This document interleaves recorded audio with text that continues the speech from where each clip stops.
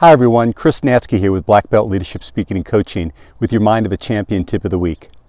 I'm out on an absolutely beautiful day here in Denver, Colorado. It's the end of October, it's 75 degrees and sunny, and I decided to go out for a walk.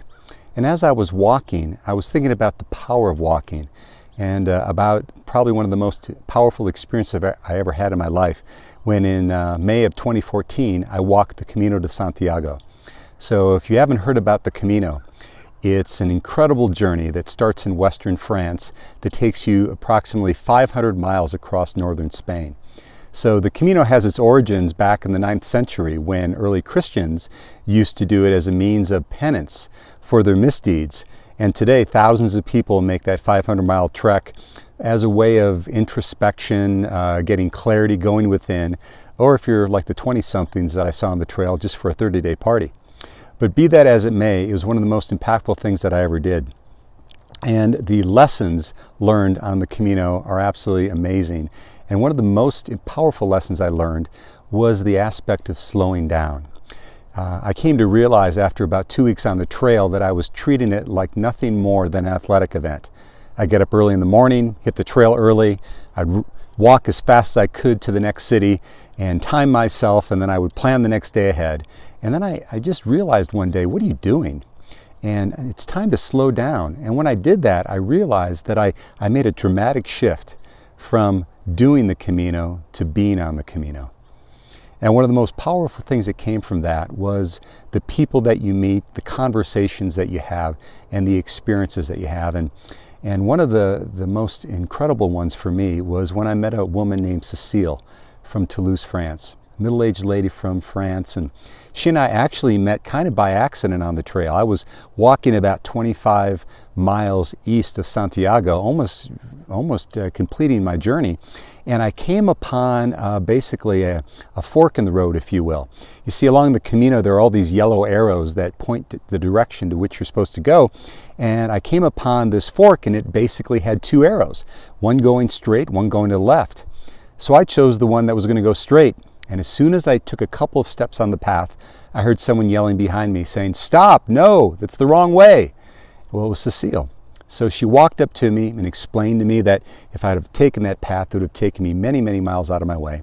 So we made the left-hand turn and began on the walk to walk the path together. Well, interestingly enough, she had a pretty slow pace.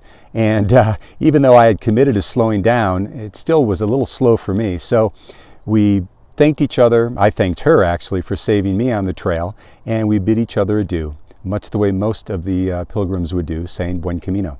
Well, I walked for about another 2 or 3 hours, and then I stopped at a cafe for lunch, something I would have never done in the first 2 weeks of the journey.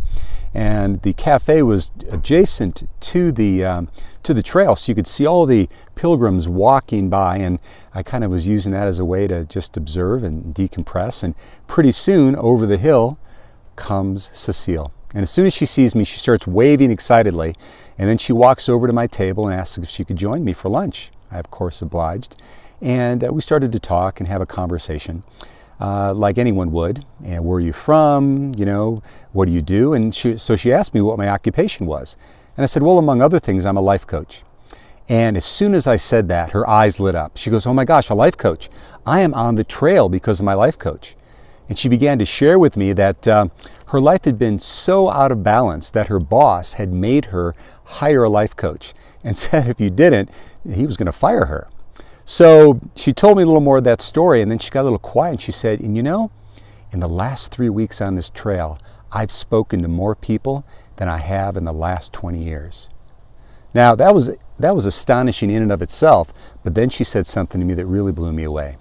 She said, "Tuesday was my mom's 82nd birthday, and I gave her a call.